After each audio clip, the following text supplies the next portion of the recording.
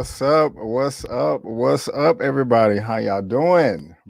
I'm not muted. I'm on time almost. I'm gonna say I'm on time today from what I had to deal with earlier.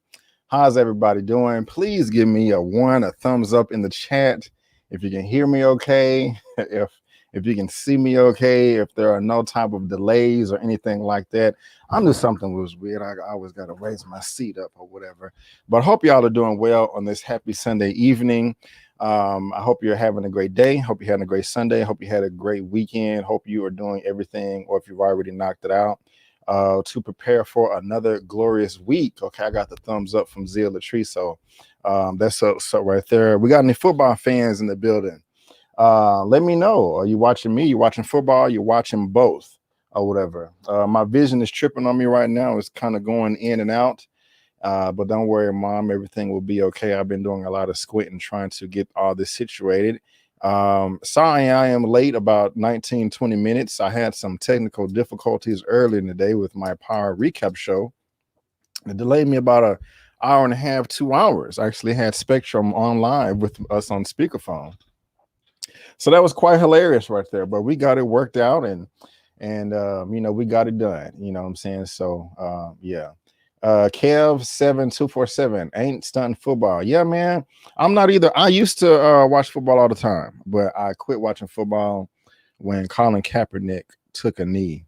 Was that 4 or 5 years ago? 5 years ago? Yeah. Ever since then, I was just like, yeah, I can't. Maybe I mean I've seen the game in here, but I used to just be in there every Sunday. Diehard Cowboys fan, but I'm like, man, the NFL, y'all tripping. But that's just me, though. You know what I'm saying? That's just me. But we got 32 people in the chat right now. And we got 11 thumbs up. That's it, guys. Can we do better than that? I wasn't gonna get started yet anyway. I was gonna wait a little bit longer, but let me refresh this real quick. Okay, we got 15 thumbs up. Maybe if I shout out everybody in the chat, we can get some more thumbs up. And so we got Melissa S in the building coming through. Oh, I can't even talk. Coming through number one first. Hey, how you doing, ma'am? How you doing? How you doing? Thank you so much for being here. Hello. Hey, everyone. Happy Sunday. Hello, Eric Shaw. What's up, peeps? How you doing? Zia Latrice, always a loyal subscriber in the chats. Thank you so much for being here. Hey, Kelly Lee, good to see you again. Travis Looney, what's up, man? What's up? And Kev, I hope you are enjoying the content so far, man. I know you just came over from Eman, and I'm having technical difficulties, not being on time and stuff like that. So I thank you for being here, my brother. Thank you. We have Travis Looney in the building. What's going on? What's going on? You waiting on that Bears game? I'm assuming that starts at 7:30, since it's about 6:52 now, and we haven't. There's always like a Sunday night game or whatever, and so y'all come on in the room. What's up, One Journey? How you doing? How you doing? Jay Who? What's good? What's good? And Shalom. What's up? What's up? And Ryan Gillian says Saints destroyed the Packers. That's right. Are you a Saints fan or are you a Packers fan? Let me know. Let me know. Let me know. I don't know if I will be joined today by anybody, because I let them know. I was like, hey, I'm having some technical difficulties. And so I may not even have the show. But at the same time, I was like, no, man, I really have to come to you guys and try to give you some type of show. And I'm doing something new this time too. I haven't read any of the articles. I'm familiar with them, but of course I usually read them so that I can know what I'm talking about and have some type of proper context. But given the circumstances that I was in earlier today, I just wasn't able to do that. And so that is okay. That is okay. And so let's see how many likes we have already in the chat. Let's see here. So we got 34 people watching, 34 people watching. And how many thumbs up do we have? Let's see. We got 26. Okay. That ain't bad. That ain't bad. I'm not tripping. And so again, hey, what's up, Jaron215? How you doing? How are you doing? And so let me go ahead and there's an image that I did not get to upload because I was trying to go Speedy Gonzalez today, but that's okay. That is all right. I got a little bit of time. And just to let you guys know, everything that we're going to be talking about today is going to be down in the description box below for you to read at your own leisure. Avery, that's my name. Who are you? Are you a cousin? Salute. B. Avery, last episode of Canaan was crazy. Yes, it was. Did you see the recap? Go back and check out the recap. I got my own recap of myself, and I also have a live recap with Miss Cantu. It starts at the 41 minute and 30-second mark. And so, go check that out. Team AMBW channel. B. Avery. What's good? What's going on? And so, yeah, we got 39, 36 people in the chat right now. I'll go ahead and get started a little bit. Let me go ahead and try to clean these glasses off real quick. And I'm going to go ahead and get started. And hopefully my eyes will work during the stream right here. All right.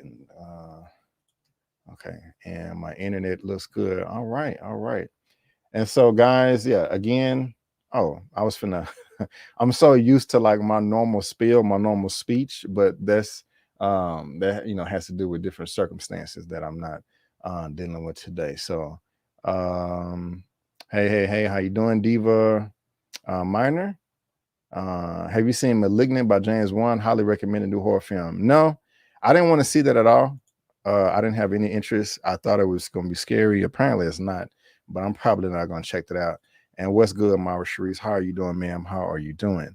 Well, guys, let me go ahead and get started with this movie news roundup today. And I want to thank you guys so much for being here for my new movie news roundup show number 30. Dirty 30. We have made it all the way to 30, guys. And thank you so much for being here. I really do appreciate it. means everything to me from the bottom of my heart.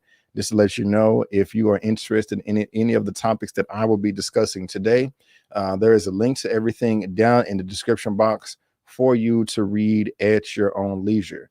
Also, just want to let you know that I'm coming to you live today, right now on YouTube at Just My Opinion Reviews, Twitch at Just My Opinion Reviews, Facebook.com/Just My Opinion, and of course, I have Twitter, Instagram, and TikTok, and you can follow me on all of those social media platforms. My handle is on the screen right now.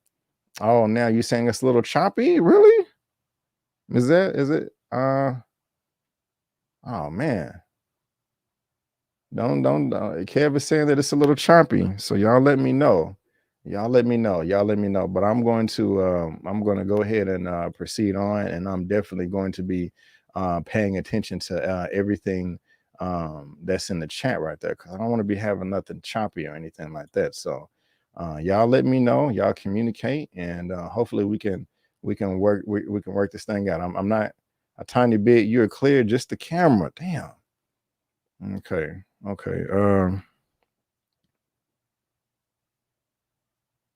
I'm getting a text message, somebody saying not choppy for me. And all right, hey, I mean, okay, it's just a man. Let me very tiny to keep going. Okay. Sorry guys. Well, let's go ahead and bring up the first topic of the day.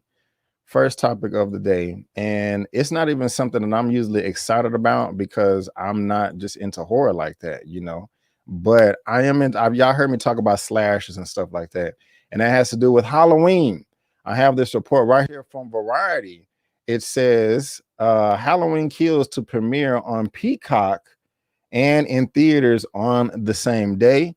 And guys, just to let you know again that if you're watching this via live on the replay, there's a link down to this article down in the description box for you to read at your own leisure.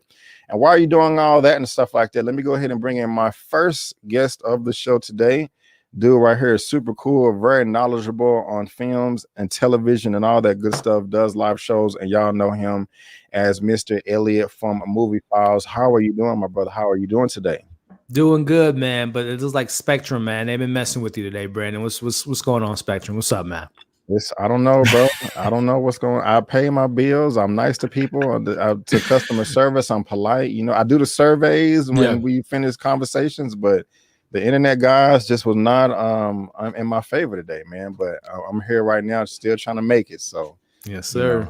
And thank you for joining me. I do appreciate it, my brother. I do appreciate it. No doubt, man. Perfect timing too, because this is my boy. Michael's my guy. He's my guy. All right. And before I pass it to you, man, just want to let y'all know. Of course, y'all know this is Elliot. Follow him on social media. His handle is on the screen. Of course, all of his information is down in the description box below. And like always, he is part of the fam over on my channel tab. And so make sure you show him some love. But yeah, man, we got this first topic right here from Variety.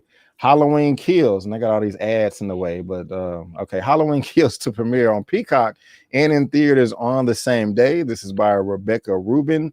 And Halloween Kills, the upcoming entry into the Universal slasher franchise, will debut on Peacock on the same day as its theatrical release.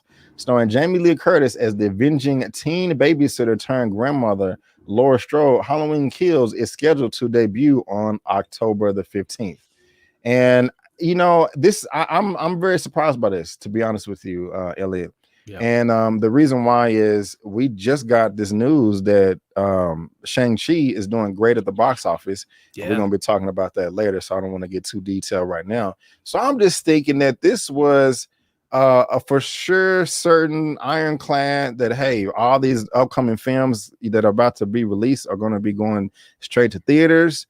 So they can get their box office dollars, but apparently Universal and Peacock feel different about this. So how do you feel about this, man? Do you think they're making a good decision, a bad decision about this doing day and date? Tell us how you feel, man. Tell us how you feel. Yeah, man, this is a weird one. Just first thing that comes to mind is I remember this film was slated to come out last year, right? And now a year later, the decision to have it on a streaming service, and what was the point of delaying the film a year if you're just going to put it on a streaming service in the first place? And as you just mentioned with Shang-Chi, I mean, it's just like, if that film, obviously with the budget that it has, over 100 and something million, this film, I know Michael Myers this film shouldn't cost no more than $20-25 million. It would have easily made that in the box office in the opening weekend. Me myself being a huge Michael Myers fan, it's Halloween. It's the sequel to a pretty successful reboot sequel of a sorts of 3 years ago. This is mind-boggling. I don't have Peacock. Maybe I'll try to look at it and their perspective as a business decision that they really haven't had the movie to really have a big boom for a streaming service. I don't know if Peacock's doing that well. So this to me is very odd. This is very strange, very silly, because this was going to kill it, literally pun intended, at the box office. And I don't know what they're thinking about this. To me, it screams they don't have confidence in the film, if I'm being honest with you. Yeah, I was kind of thinking that first. And y'all know I love the box office. I just got to share this real quick. The first one, this came out in 2018. Look at those numbers, man. Yeah. God, dog. Look at that. Know it was that shit. Yeah, man. It don't cost a thing to make these movies. Man, let me make that super big so y'all can see it. $10 million. Yeah, I thought Jamie Lee Curtis was worth more than that. Apparently not. Oh, hey, took it off. She's like, I got a discount. This is the franchise that brought me to life. I'll give you guys a discount, 5-finger discount to come and do it, coming back. Because the actors, the actresses' salaries is part of the production budget. So I assume that Jamie Lee Curtis was getting bank. You know what I'm saying? But before I give my commentary, let me just address the super chat real quick. Because I don't want that to go away. What a money reside. What a money reside. What a money reside. What a money reside. The AMBW channel $5 super chat. Thank you so much. Unpopular opinion equals Batman and Robin is still better than Batman Forever. Fight me on this. You may be right. They were both horrible. I don't remember. But thank you for the super chat. Ellie, do you remember which one was better or worse? Batman and Robin. That was George Clooney versus Val Kilmer, if I'm not mistaken. Yeah, was Batman Forever the one with Freeze? Freeze? Was that one?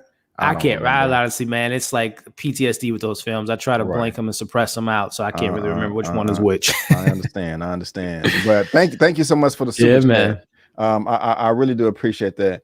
Now, again, like I was saying, I'm really confused on this, like you said, but I was just kind of thinking to myself, and I don't have the information in front of me to provide you guys, so that's unfortunate. But I think that Peacock is just doing trash as far as subscriptions are concerned. Like, I heard that they have like 50 million, but then like only 20 million actually pay for it or actually use it, and then like maybe 5 million people only they only pay for it or something like that. So that's kind of weird.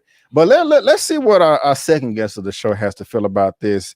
Y'all know him as a stock market master genius. That is Mr. Lamont Tyson with Life Gains. How you doing, my brother? I'm good, man. You got to quit telling these people I'm a stock market master, because when you can give people 10 correct stock predictions, and if one of them fail, you an a-hole. So we just gonna keep it low on the low, make them gains quietly. Already, bro. Already. I'll try to hold back. But thank y'all Thank you so much for being here, my brother. I do appreciate it. Of course. Y'all know this is Lamont Life Gains. He is what's up, E? What's up, man? Chilling, man. His information is in the description box and on my channel tab. Let me pass to you, my brother. Me and Elliot are kind of confused right now. We got this article from Variety. They're saying Halloween Kills is not going to theatrical release only. It's going to a day and date on Peacock, same day. Coming out next month. I was kind of thinking, well, since Shang-Chi did so well at the box office, that's an indicator that people will go see it. But Universal Peacock, they feel different, and it made money. If you see this, I mean, it $10 million this worldwide, and so it also was received well. But I want to ask you, Lamont, do you think this is a good idea from Universal to release it on streaming and in theaters at the same time, or do you think they should do the theatrical release only? How you feeling? I'll give you my personal bias. I'm personally biased as one of these people who feels like right now we should have a dual model, just because we should have a dual model, because for years the richest people among us have been able to get these movies in their home theaters and watch them, but they pay a huge premium. Now, the reason why Peacock is doing it is not because that particular situation I said, but they are struggling like hell to get them numbers up on the app. Now, Peacock is NBC, which of course deals with Universal. And I don't think that they will be doing this type of model for long. I think the reason they're doing it right now is because they're trying to get buzz around getting their subscription numbers up. They're trying to be a major player in the subscription war that is being dominated by Netflix and Disney. And they just want people to know that, hey, we're going to have these big ticket items that you might be able to see in the future on our streaming service. And while you're here, we're also doing football, so come check us out. Right on, right on. I want to address this, Kev. Why do we need it to go to theaters? Well, one, I don't think you're going to be making that much money right now if you go to streaming, just because one is piracy. I mean, to me, it's all for the most part, it's always been a proven model that, you know, theatrical release, that's what makes the dollars, the big money, but piracy is a big thing. Now this is a much cheaper film than Black Widow, which you know, which I'm comparing it to by a lot. So I may not be able to compare it, but you know, if a family of four if one person goes to the theater by themselves, that's $10. You know, but you know, the family thing that you can save money. But if you invite friends over and they just pay for one subscription thing, and then you know, you have a whole bunch of people coming over to the crib watching it off that one subscription, that premiere package, you know, that's tickets that are not being bought at the theater, so you're not making as much money in the long run. And so, I mean, that's just my take on it. Yeah. I could be wrong. I do have I'm sorry. Go ahead, Elliot. No, I was looking at their most recent slate in regards to just how left field this came. And that's why I think it does play in a little bit to the criticism of the film, because it did premiere at Venice this week and the reception wasn't that great. I'm looking at films like the Purge Forever, which would have been a great launching pad to, if you're going to try this model, why not have that film, which did not do well at all successfully. That seems like a straight to streaming movie. M. Night Shyamalan's Old could have been a good film to kind of test it out. And then a couple weeks ago we had Candyman. So to me, I'm very confused on why this is the test dummy to have this model day in, day out with three other horror films that probably would have destroyed it at the streaming services in regards to when they came out. So I'm very confused, and I really do think it's lack of confidence of this film, if I'm being honest. But I don't know, man. This is a strange call. I got you. Was you about to say something else, Lamont? Yeah, I was going to ask. Are they doing some kind of a markup on this, or is it just going to come with the basic package? How are they trying to monetize this movie that they're going to do the dual approach of streaming and in theater? It's a good question. The Scary sequel will be available to Peacock premium subscribers at no extra fee. Extra fee. The service launched in 2020, runs at $5 a month for its ad-supported tier and $9.99 without advertisements. So that's a little bit of info right there. Other than that, my brother, Halloween Kills is the latest in long pandemic-era releases to deviate from standard theatrical rollout. Since movie theater attendance has remained low, traditional Hollywood studios such as Warner Brothers and Disney have opted to put many of the biggest simultaneously on big screen and streaming platforms. Yeah, those are bigger movies, though, that people are salivating at the mouth to see. But, I mean, you know, Halloween and horror, it does have its crowd, too. So I don't want to hate on it too much. But to answer your question, I don't really know, Lamont. It looks like they're not. Based on what you just read, it looks like if you have the premium subscription, you're going to be able to watch it. Yeah. And I think that that's silly. Now, I'm not for these companies that are doing this to lose revenue. If you're going to do it, I think you should mark it up. However, the only reason I think they're doing this behavior, they're making this a loss leader as a way to attract more people to get the subscription service. That's the only logical reason they could be doing this, because the numbers are terrible right now for that subscription service. In terms of people getting the premium version of their service. Right on. Introducing the third guest of the show, King of Anime, Mr. OneTakeBigDog. How you doing, my brother? All right. Can y'all hear me? A little bit, barely. A little bit. Yeah. Okay. I'm trying to see what's going on with my mic, you guys. I might have to pop back out and pop back in.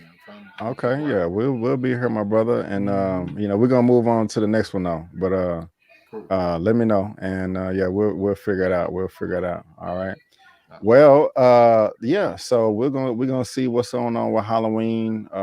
Hopefully it will be successful. I thought the first film that came out in 2018 was pretty decent. I wasn't in love with the ending, but I didn't hate it, and so and they shot this one and the last one back to back, so that makes it even more stranger that they put this on streaming, considering that the third one's already shot and in production now, or let's say final production now. Wow. Very odd decision, man. Okay, now we got about 80 people in the like right now in the chat. Wait a minute, we got 26 likes. That's it.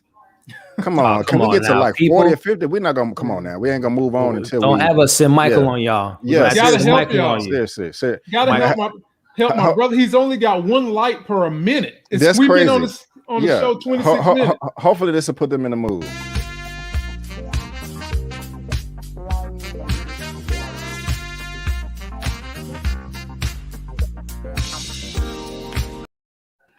All right, let's come on.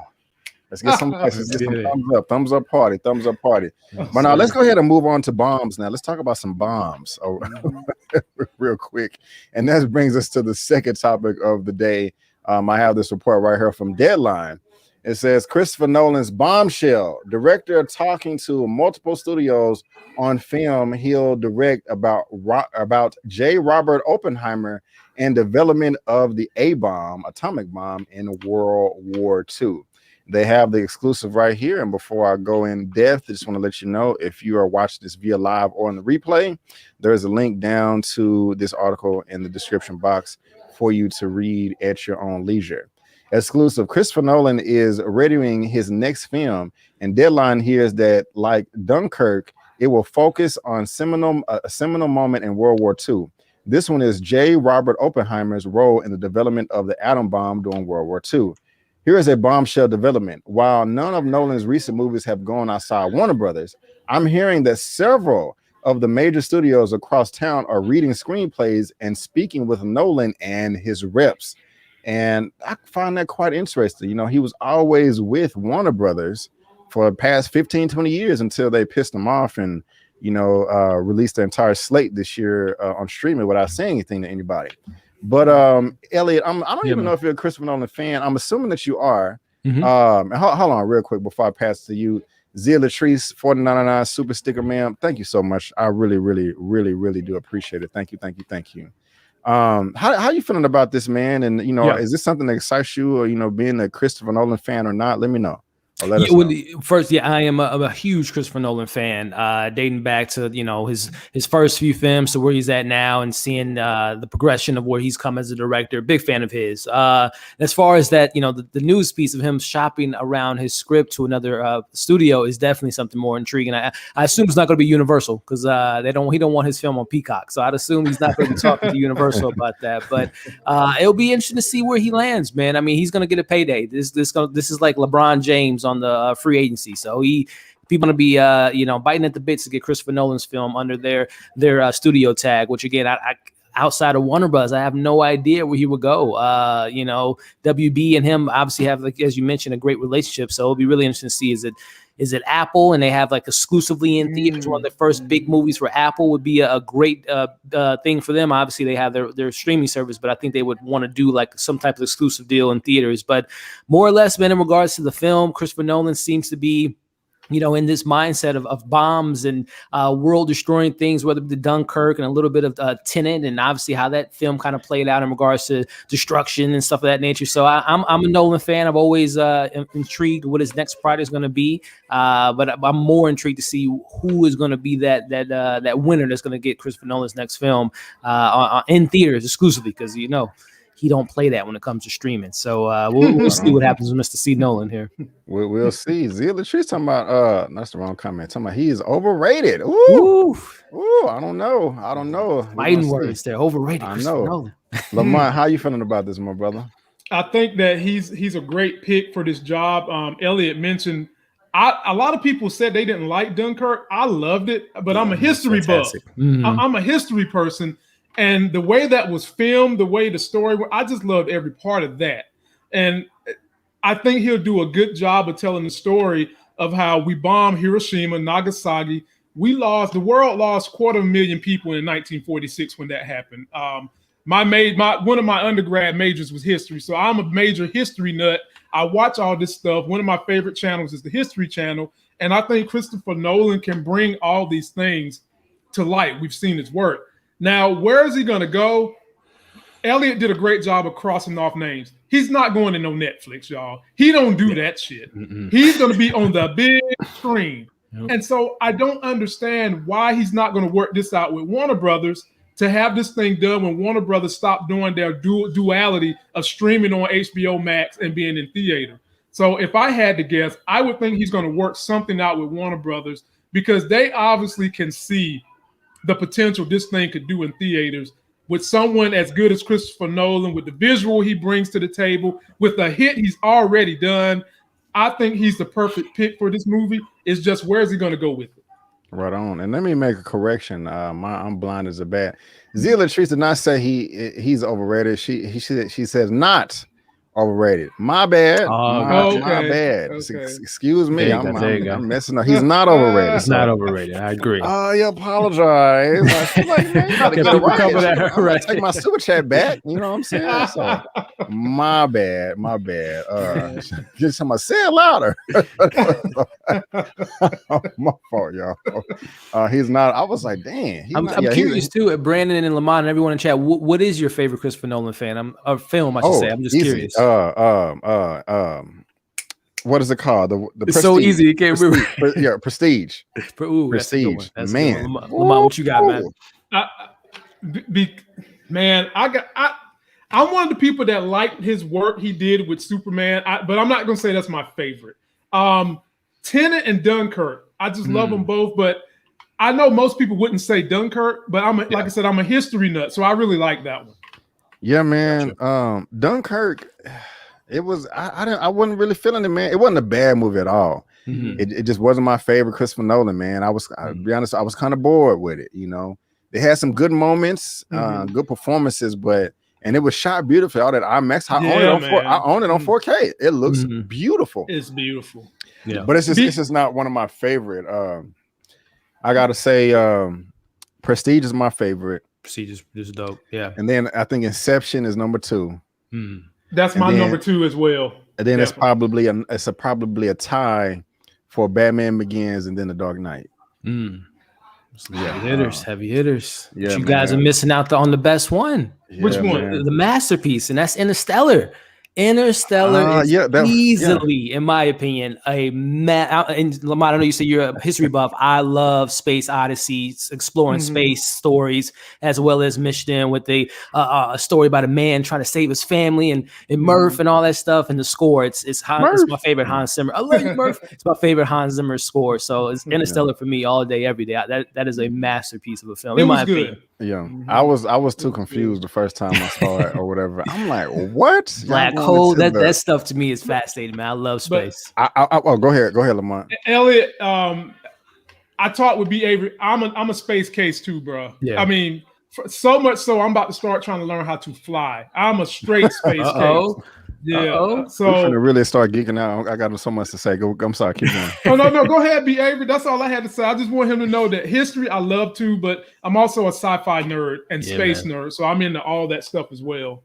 Yeah, I'm really into space as well. I'm also really into time travel, and so that was a combination of Interstellar and stuff like that. But I will say this: when I walked out of the Prestige, I remember I saw it in Denton, Texas. I saw it with my old roommate. I remember walking out the theater like that was literally the best movie I've seen in my entire life.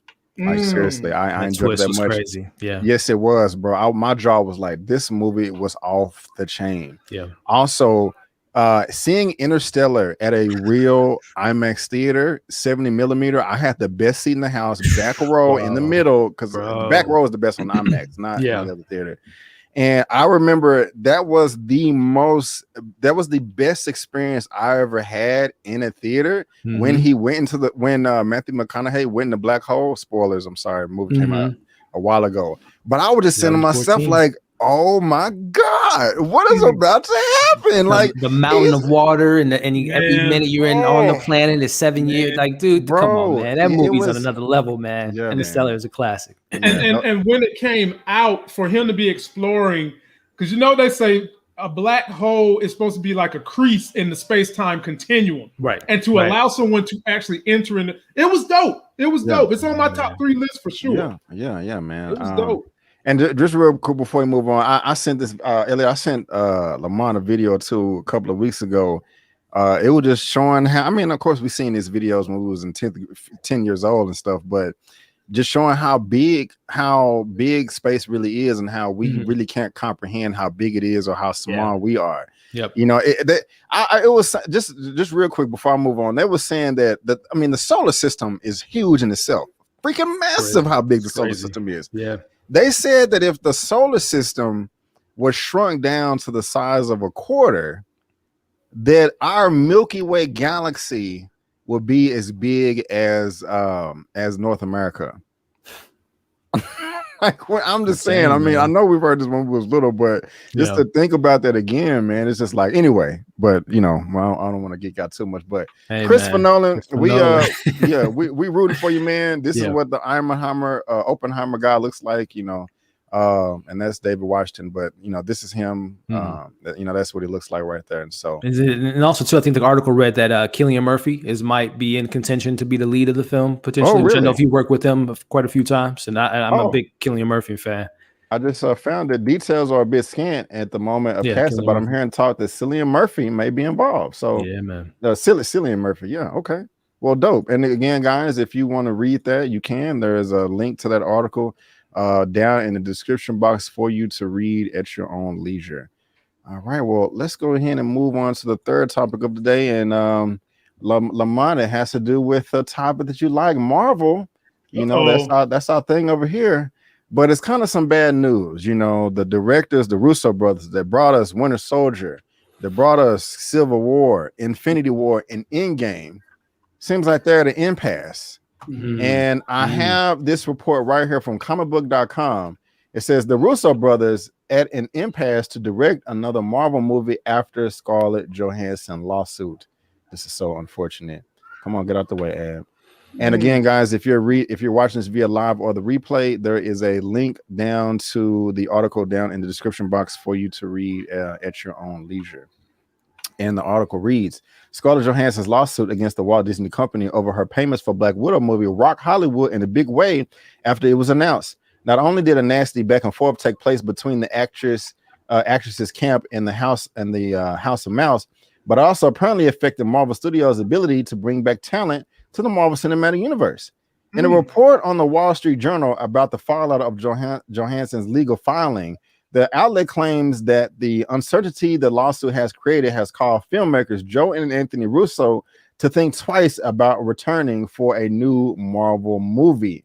And this is horrible because, they was going to come back to they were going to take a break, but they was like, you know what? Since Marvel Disney has now acquired all of the 20th Century Fox properties, hence X-Men, we may want to come back and do Secret Wars. How badass would that be? But now it's up in the air.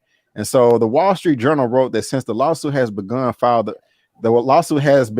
the pair hit an impasse in negotiations to direct another Marvel movie, and that the discord between talent and the studio left them unsure how their next movie would be distributed and how they would be paid. The Russos declined to comment for the initial report. I kept saying Secret Wars because that was the first books that I really fell in love with as a kid, Joe said in an interview back in 2019 with MTV about returning to Marvel.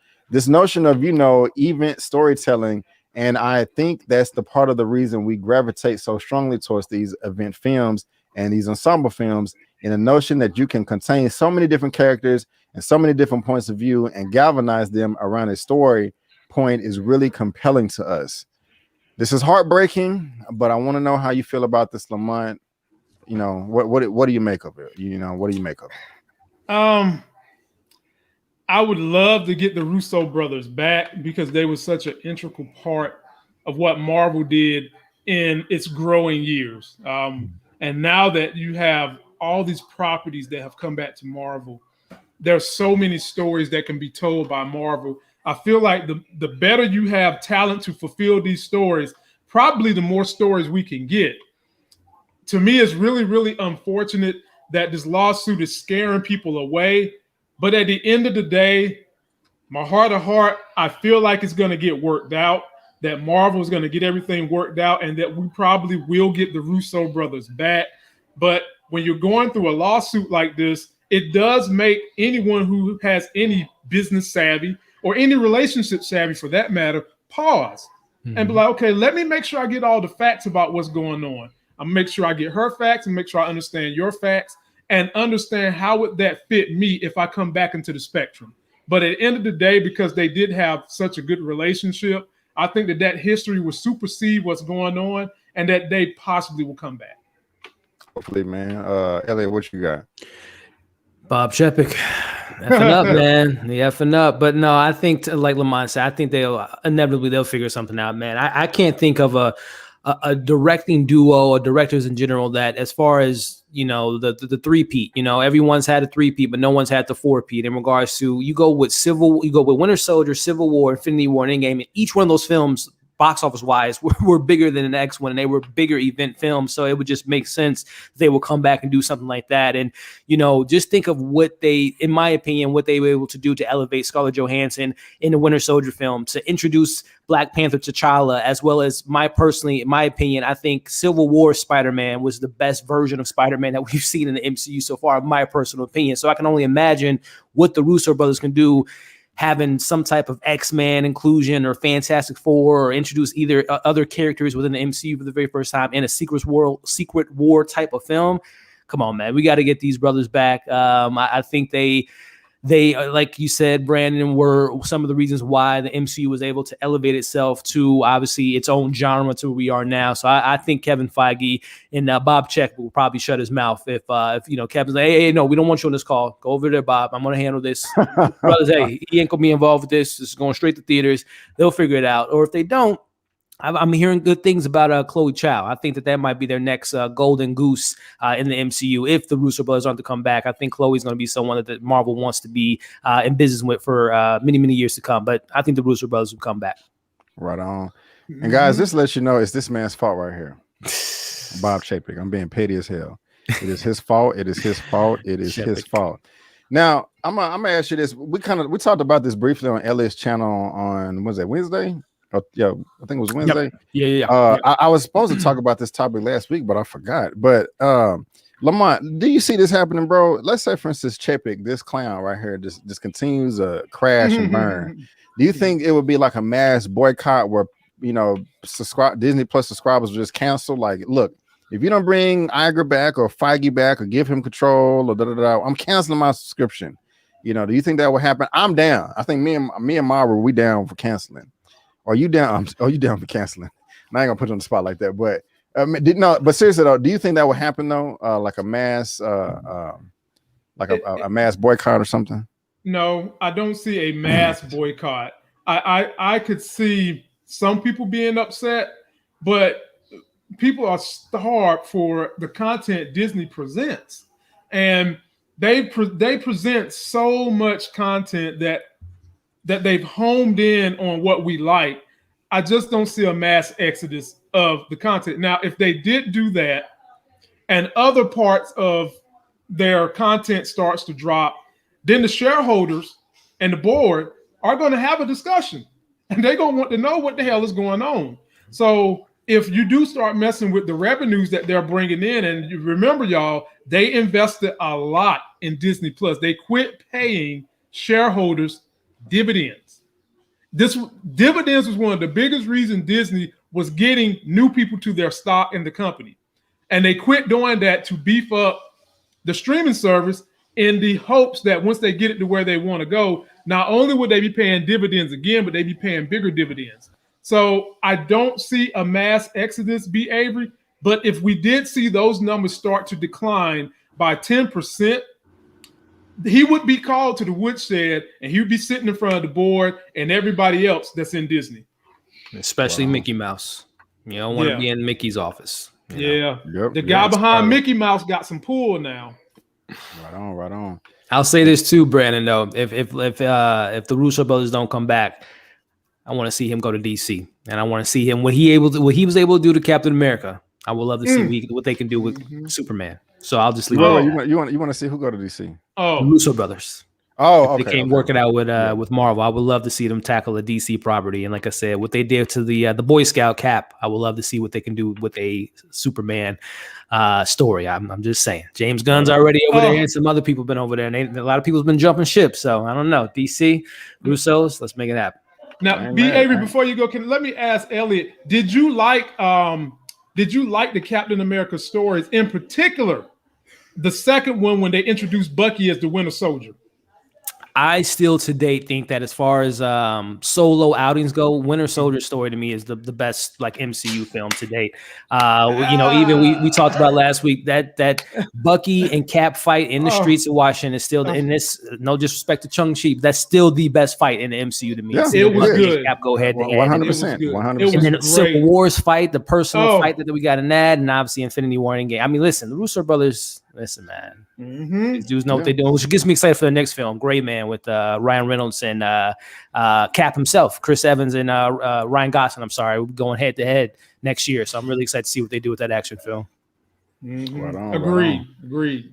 I agree with all that. But we still on Marvel, man, and we still on Bob Chapek messing stuff up or whatever. It's unfortunate. I got this report right here from IGN. Letting y'all know how these contracts are negotiated. Scarlett Johansson reportedly asked Disney for 100. I got to do it like this. I did the piggy. Yeah, you got $100 million. $100 million due to Black Widow's day and date release. My goodness gracious, great balls of fire. Guys, if you are watching this via live or the replay, there's a link down to this article down in the description box for you to read at your own leisure. And it reads, after Black Widow's release plans changed, Scarlett Johansson's team reportedly tried to negotiate a deal with Disney for the star to receive $100 million for the movie. According to a report by the Wall Street Journal, the calculation was based on what the star will receive in a hypothetical global box office take of $1.2 billion, a sum that was estimated based on Marvel's past theatrical releases before the COVID-19 pandemic, plus Johansson's $20 million starting salary for her titular role in the movie.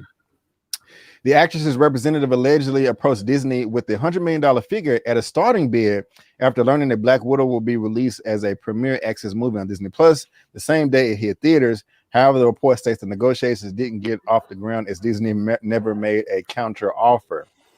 So that does add a little bit more spice to the pot.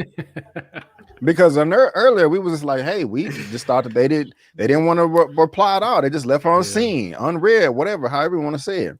But if you do get $100 million ask in the subject line, some of them like, what? Of course, I know it wasn't in the subject line. I'm being silly. However, at the same time, though, this still does make sense to me. That was a starting bid. Hey, $100 million, and then they're going to counter with 20, and then they come back with 80. And then they come back with 40, and then you settle at 50. That's kind of how they were aiming at this, I'm assuming. Elliot, am I right? Am I wrong? How you feeling? I don't listen, man. No disrespect to Scarlett Johansson, man, her representatives. I don't know what the heck, $100 million? And also to know, listen, we can obviously say this looking at the climate now. This movie is not going to make $1.2 billion at the box. I'm sorry. This film, pre-COVID thing, I'm sorry. This film was a $800 million tops in my personal. I did not think it was going to crack $1 billion, especially when people would have seen the film that know that it really doesn't even tie really into like the continuation of the MCU. But neither here nor there. $100 million, Scarlett Joe. What was she thinking, man? I mean, hey, shout out to her representatives trying to get her that money, but man, that's crazy, man. That is insane. So I mean, we talked about this months ago, just like ScarJo, yeah, give her money, but like I would have, if you're Disney and looking at that email you said, Brandon, $100 million into the subject line, you like throw that. Is that just junk mail? Is this a scam? No, thank you. Wow, $100 million, Scarlett. Okay, all right. Okay. I got you, man. Lamont, hold on. Did I miss a super chat, y'all? Hold on, I think I did. Yeah, I think Scarlett Johansson super chatted $100 million. Yeah. Did I Cindy Lee? Did I recognize you? If I didn't, hey, Cindy Lee, how you doing for the $3 super sticker? Thank you so much. I appreciate it. Thank you. I do. Thank you so much. I think I did forget that one. If I missed another one, y'all let me know. Hold on. I did miss another one. Wait, super chat. Did you? Ryan Gillian, 199. I like to see Nolan direct an Aaron Sorkin script. I'm not mad at you. I mean, he can direct anything he wants. Here you go. Money reside. What a money reside. What a money reside. What a money reside. Thank you guys so much for the super chats. I really do appreciate it. And sorry, I missed them as well. It just popped back in my head. Like, wait a minute, let me scroll back up. Okay, I got that one. Okay. Sorry about that, guys. I just had to make sure I addressed everybody. But Lamont, I'm passing it to you, correct? Mm-hmm. How are you feeling about this, man? How you feeling? Just a negotiating tactic. No way in hell she thought she was going to get that much money. There's just no way. It would freeze in hell before that happens. That is just strictly negotiating tactics to see how close they can come to the middle. I mean, it would almost be disrespectful. She would have even started out with $40 million. That movie was okay at best. It wasn't hot trash, hot garbage, the way some people who are upset with Marvel tried to say it was, but it was definitely not one of their best movies. And at the end of the day, even as Elliot said, it was never going to do big box office numbers, whether we was in a pandemic or not. So, if you ever want to learn a good lesson in negotiating, whoever her agent is, damn, he know what he doing. Right. Shooting for the stars. Yeah, man. Yeah. Purple Minded, $5 super chat. Thank you. Here is $5 out of her 100 million. Thank you so much. Yes! I really, really, really do appreciate it. Thank you. And so, Kimmy Lee, I'm not the biggest ScarJo fan, but the fact that she is a woman, is playing into she crazy. Unfortunately, there's some truth to that. There is some truth to that. And thank you so much, Cynthia. I do appreciate it. And so, Robert Downey Jr. didn't get that 100 either. So, yeah, guys, if you're interested in reading that more, that article is down in the description box for you to read at your own leisure. And we're gonna see how this is gonna play out. We are gonna see how this is going to play out. B, how much do you think she's gonna get though? Like, if you had to say a number right now, how much you think they're gonna give her? Including the 20 million she already got, or altogether? Altogether. I think that's the same as that question. Including altogether. Altogether, including the 20 million, I'll probably say about 40, 45. That's what I'm thinking. Elliot, what you think? I was going to say the same thing, which I'm never one to count people's money or their pockets, but that's plenty of enough money for the Black Widow film, if I'm being 100% honest with you. And knowing that she's executive producer on the film too, she's still, getting fees and money for that. And obviously the credits are her name producing the film. So I think 40 to 50 million is well enough compensation for Black Widow, in my opinion.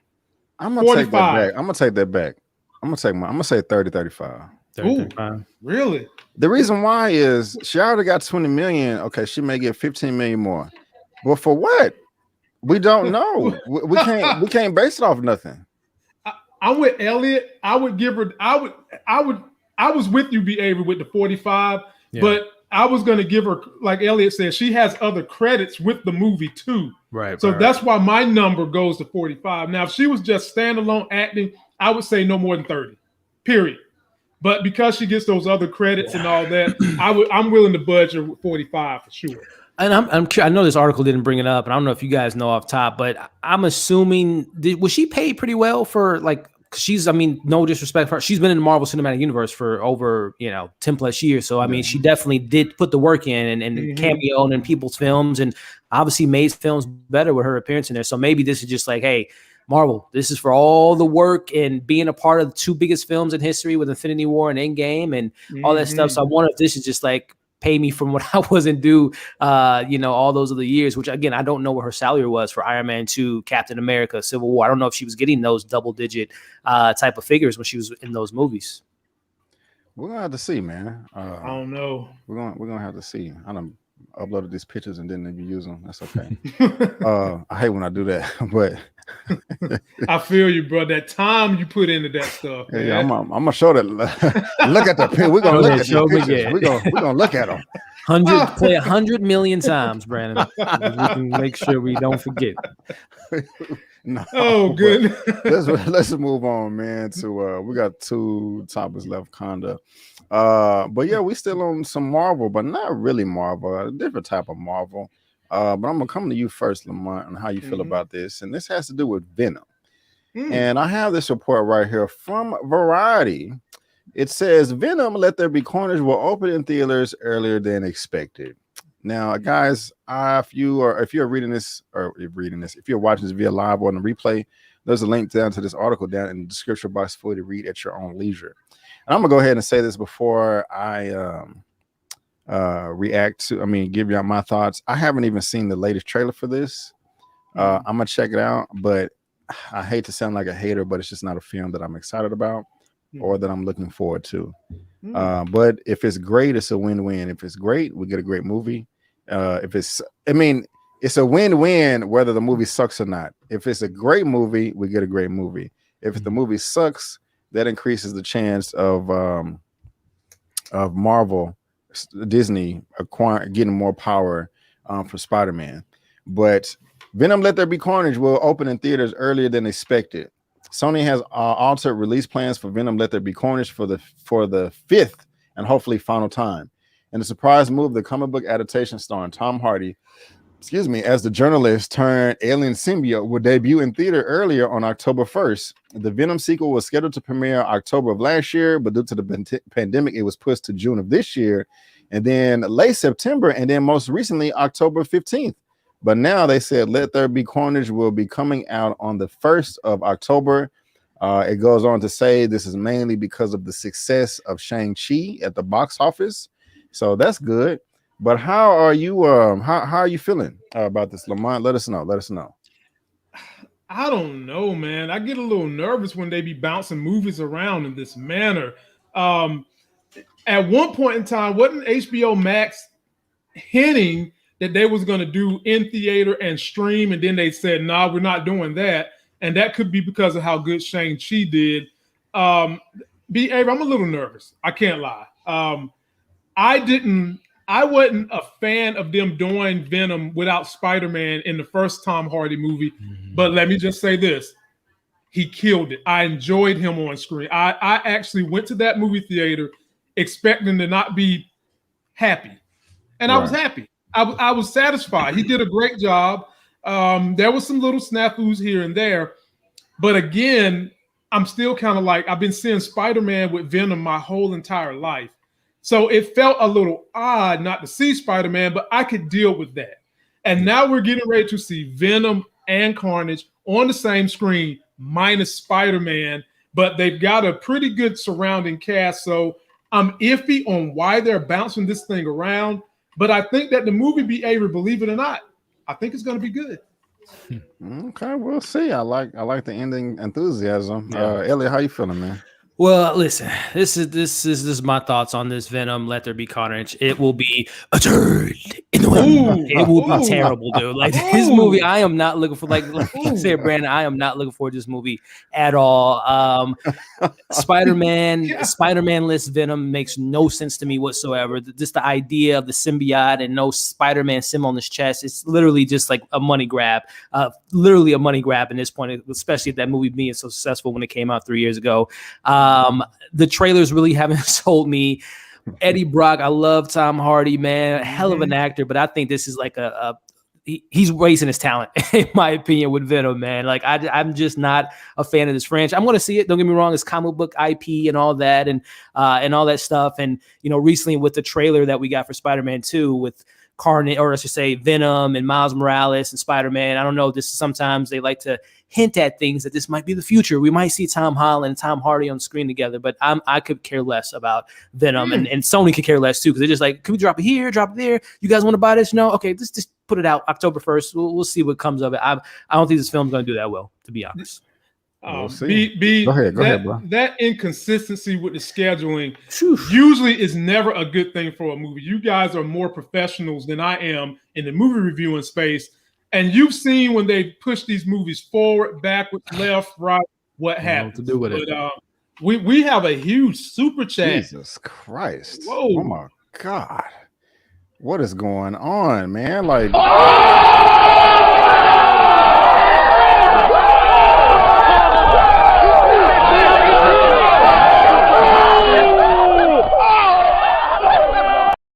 my God. Oh, Eman, I got you. Eman's movie reviews. Yes, $40 super chat. Venom without no Spider-Man is whack. Facts. I think we all agree with that. It's a turd. This is my contribution to help skip this topic. Otherwise, you know why I'm here. Hashtag yes. Well, here you go. Here's your yes, sir. Here is your yes.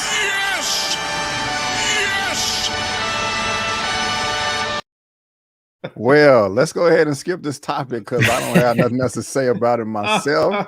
You know what I'm saying? Mauer is shouting you out. You know what I'm saying? That's what's up. Man. But yeah, that's our boy Eman. Thank you so much, my brother. I appreciate it. There's a link of his channel and information down in the description box. And also, he is on my channel tab as well as Lamont.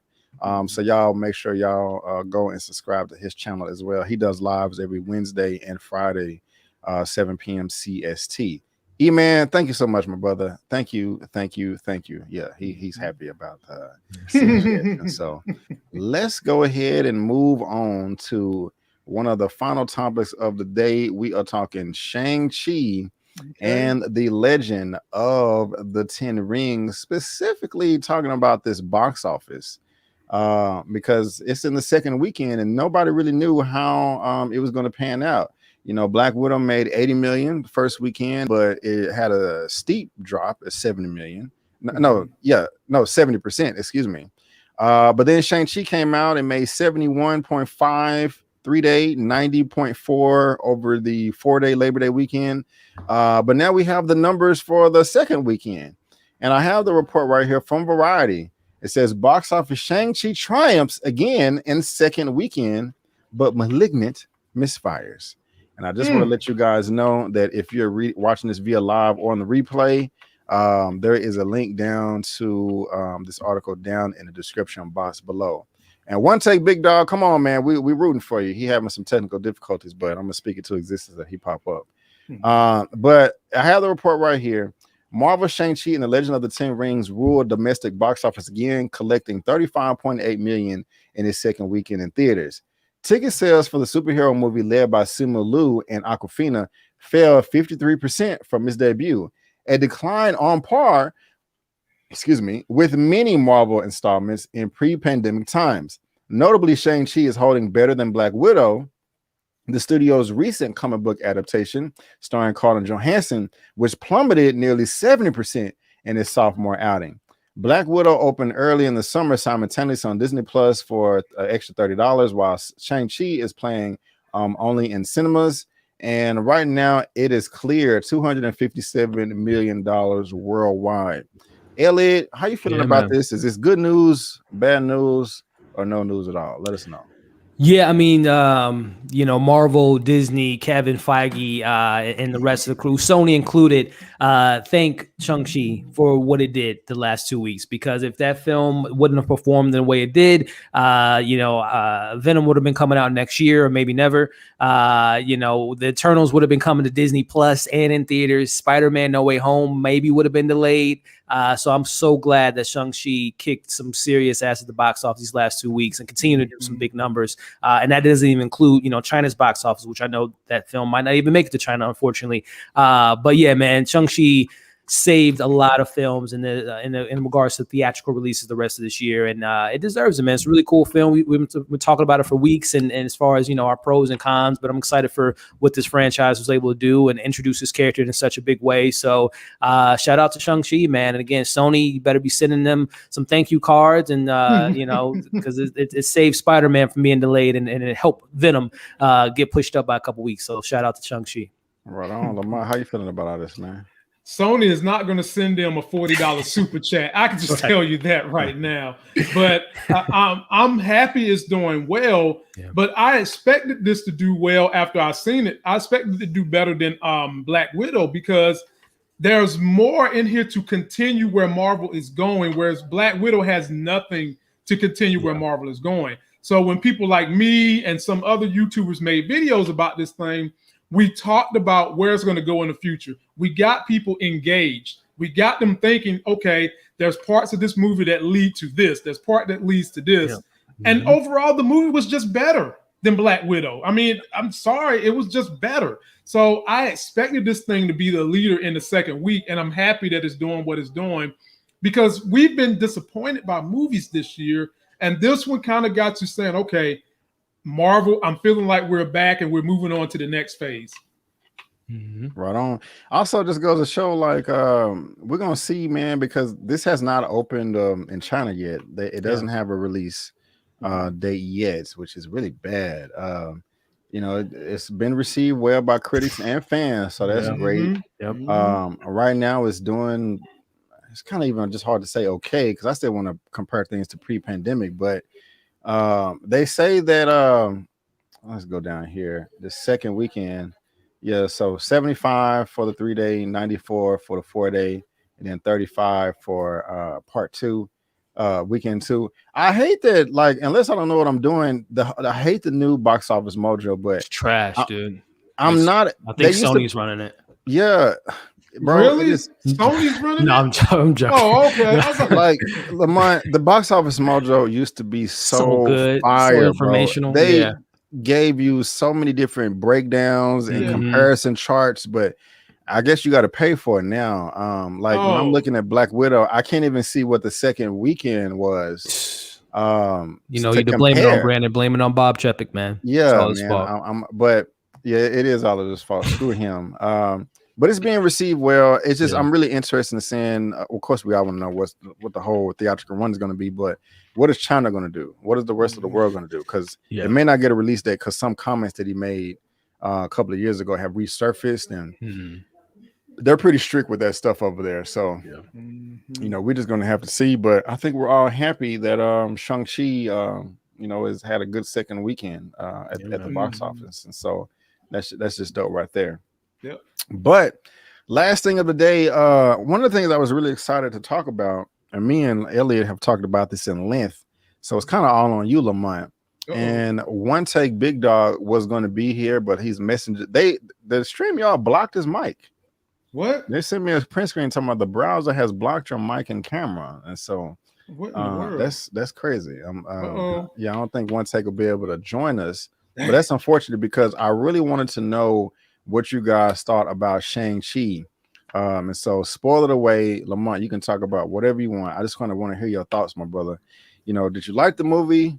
Oh yeah, you just said you liked the movie, but go ahead. I like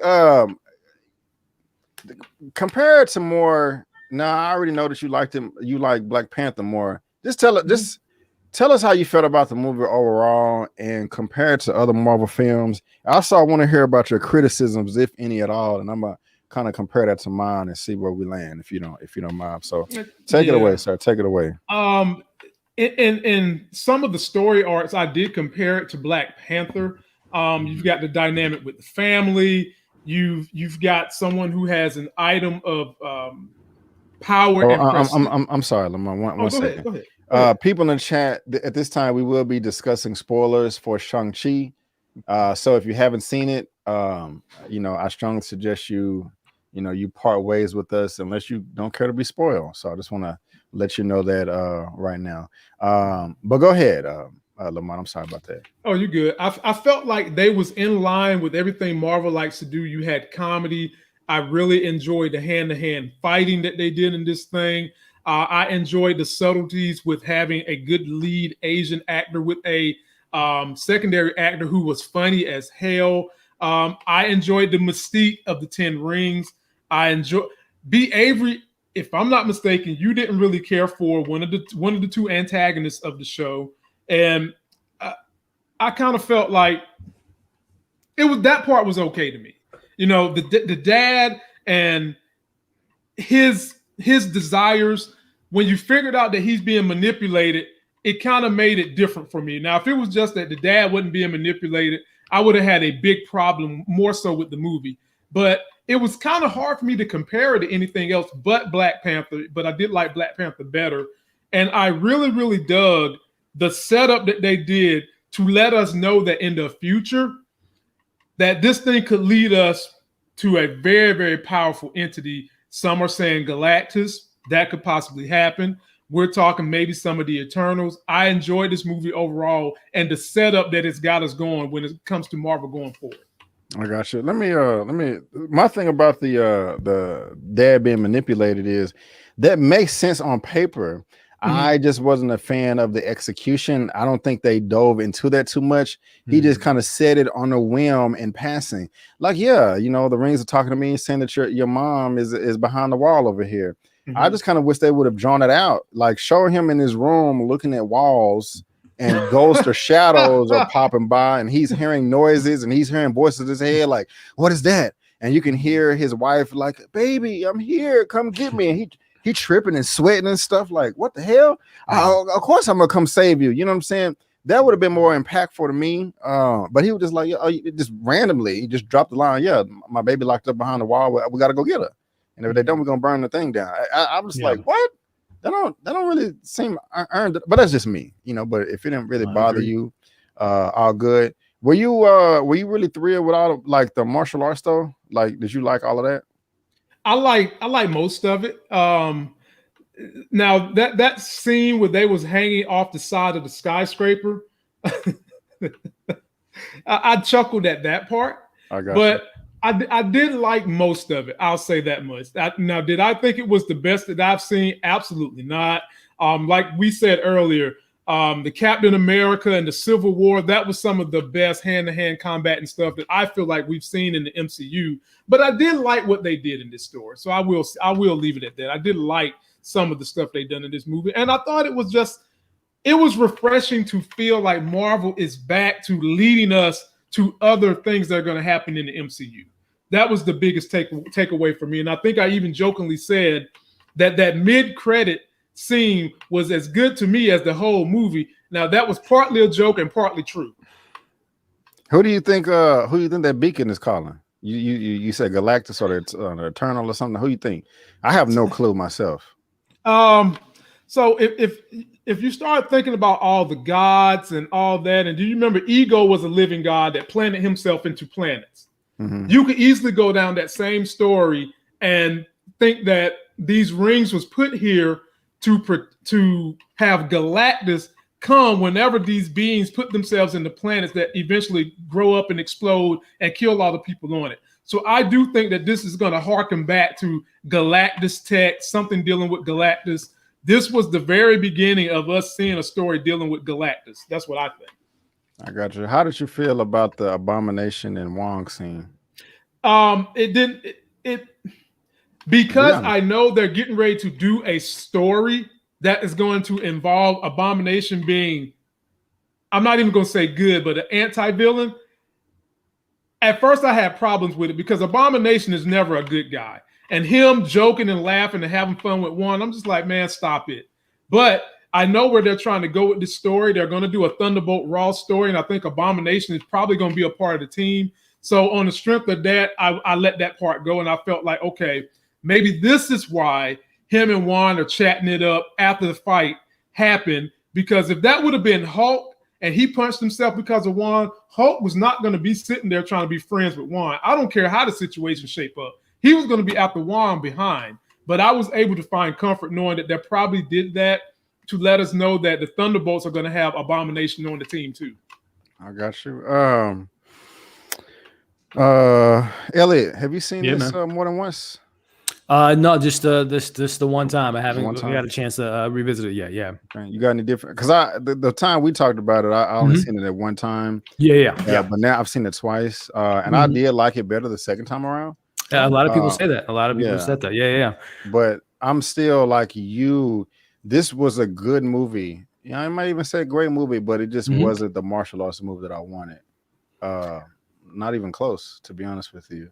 I don't want to say not even close. It just wasn't. A lot of missed opportunities. Do you have anything you want to we talked about it a lot, so you may be exhausted, but no, man. We love talking Marvel, man. And even though I've only seen it once, I always still think about, they could have did this better, or that was actually good. I still do think to the point that you mentioned about Wenwu and his whole manipulations thing, that storyline's been played out so many times in regards to it. And someone even mentioned in the chat, I mean, the man's been around for thousands of years, and just to he hasn't come across any type of wisdom in regards to not even thinking that it wasn't fake and just assuming this is my wife, I'll go ahead and do this, which might explain the strength and the evil nature of the rings of manipulation or what have you, which I think they're going to explore that in the future. But I'm still a little bit in my feelings about that third act, man. I really do think there was a missed opportunity to not only have more hand-to-hand combat. I mean, we got some of that, but it was more rings on rings action. It was just kind of, as we mentioned, the big CGI fest, which looked beautiful. But I just wish it was more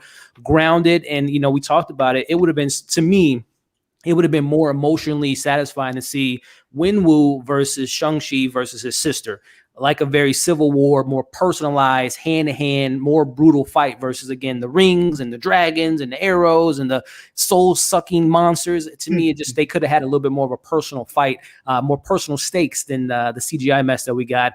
And also just Wenwu not having that moment to be like, I was wrong, and then give his son the rings, or even I don't know why there was no dialogue between the sister and the dad at all the entire movie. There was so much animosity between those two characters. There was so much vengeance that she had for her dad, being left out, being forgotten about. And she didn't have one scene with him in regards to, I am better than what you think I am, Dad. I am my own person. So I still think there was some missed opportunities in regards to the emotional beats within the film. Right on. And when you say more grounded, the martial arts, do you mean more grounded like this?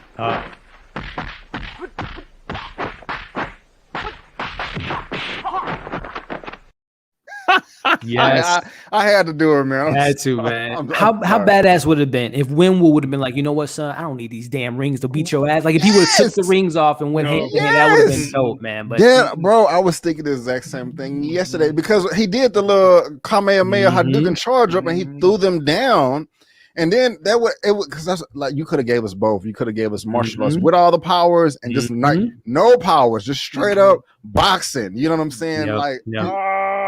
Be able. It's like Iron Man said about Thor.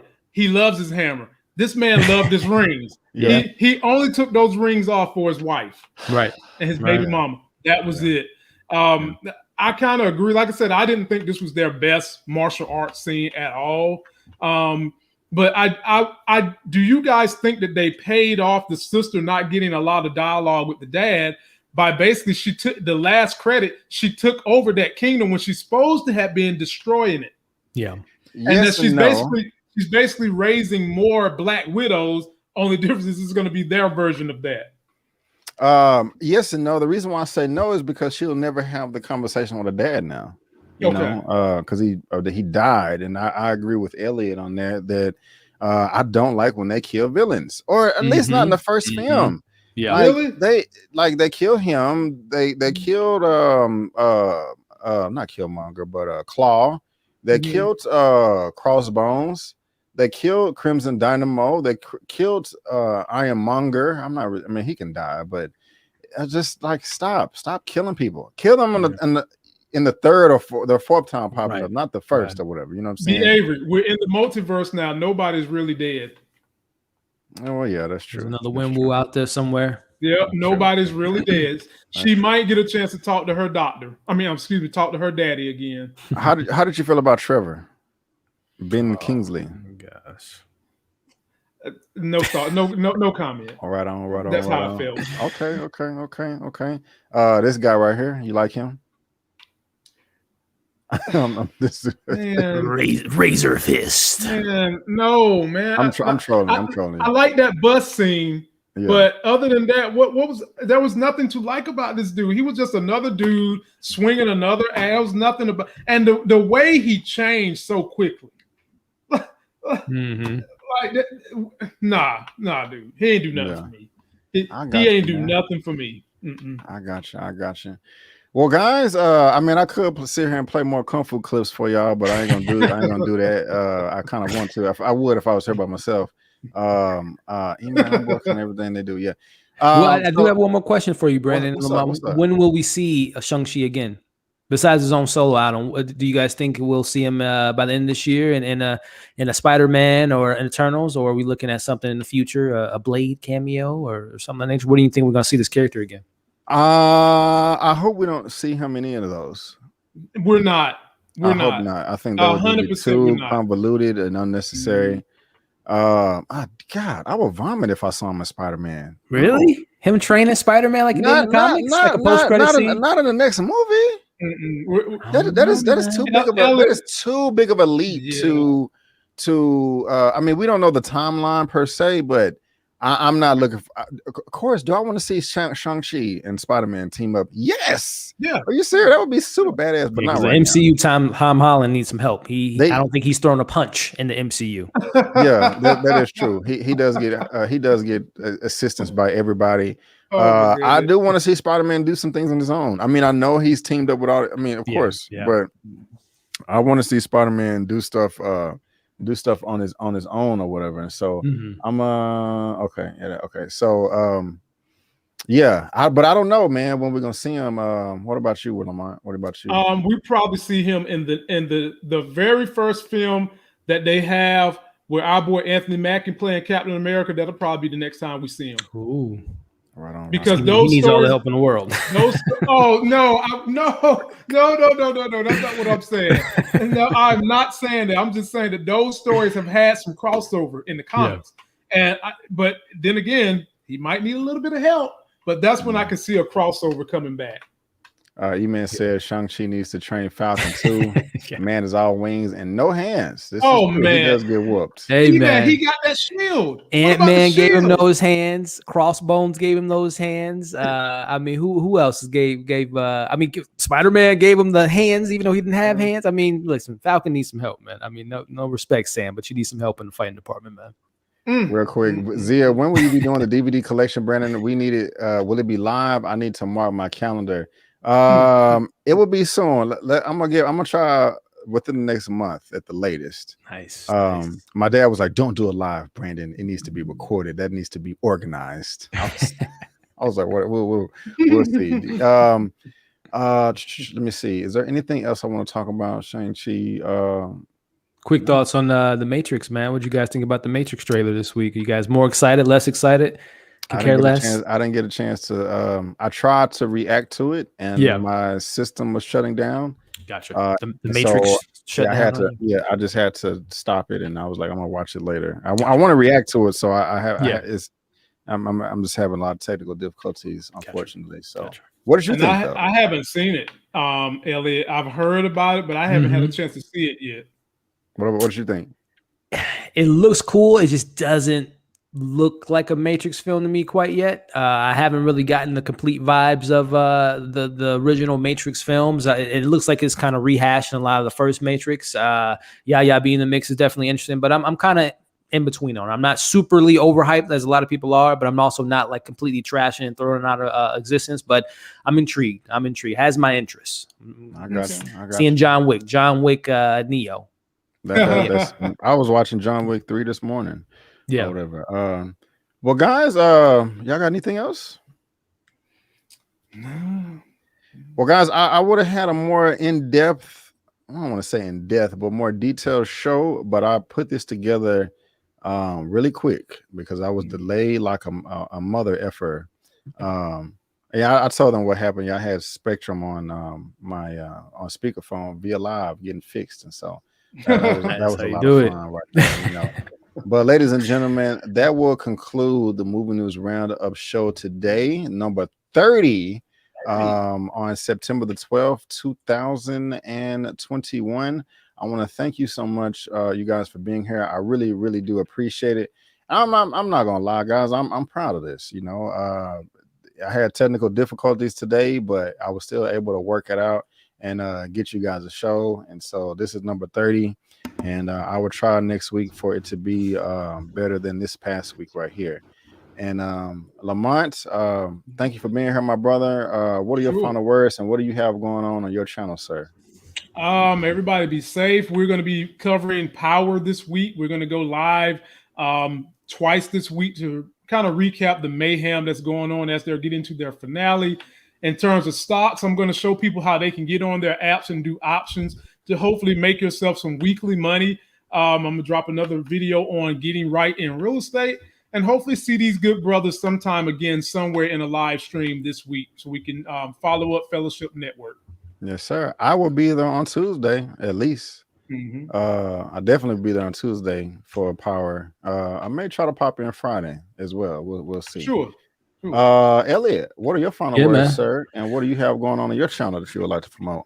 Yeah, man. Well, first and foremost, man, happy 30th to the streams, man. This is the best years of 30 years, man. So you know the movie roundup is doing great, man. I'm glad to be a part of the journey of this this growth of what you're doing with this every week is great, man. So I appreciate you having me on as always. And again, happy 30th, and here's to the next 30 and the 30 after that, man. So as far as this week, man, it's really nothing big in the movie realm. There is a Nick Cage movie that's coming out. I'll be probably watching tonight, The Prisoners of Ghostland or something like that, and samurais and ghosts and swords and Nick Cage being crazy is always up my alley. So I'm excited for that coming out on Friday. And then as far as like shows go, I'm really excited for Why the Last Man, man. It's coming out tomorrow on FX, and I've heard nothing but great things. It's been on my bucket list to read for a while as far as graphic novels go, but I'm excited to check that out. It's dropping tomorrow. And just the continuation of other shows I'm covering this week. Season 2 has been fantastic. Can't recommend that enough. Big American Horror fan. So that's going to be continuing that train. And yeah, man, a lot to look forward to. And I know a lot of people brought up Malignant earlier in the chat. That is a very interesting horror film. I'll just say that. And Brandon, I know you not like horror films. Should I see it? I know it's not scary. Saying it's not scary is subjective. I didn't think it was scary, but it is wild. I'll just say that. It's a throwback to the campy 70s, 80s horror films. And if you guys have been following James Wan career, whether it be Death Sentence, Dead Silence, Aquaman, Fast and Furious, he always has a little bit of cheese in all his films, and he went to the umpteenth degree in this film. It's crazy. I'm not going to say it's good or bad. It's just it's bonkers. I'll just say that. Is it a campy as far as James Gunn's Slither? To me, I don't know why this dawned on me when I saw Malignant, but James Wan is almost very similar to Sam Raimi to me in regards to Evil Dead campiness, as far as Evil Dead 2 and 3, and also Drag Me to Hill type of campiness. He's very much drowning in the cheese, and it's very intentional. But my only criticism is the acting is horrendous. But I think it's very intentional though, and the creature Gabriel, and there's a twist that I don't think anyone saw coming. I'll just say that it's a film.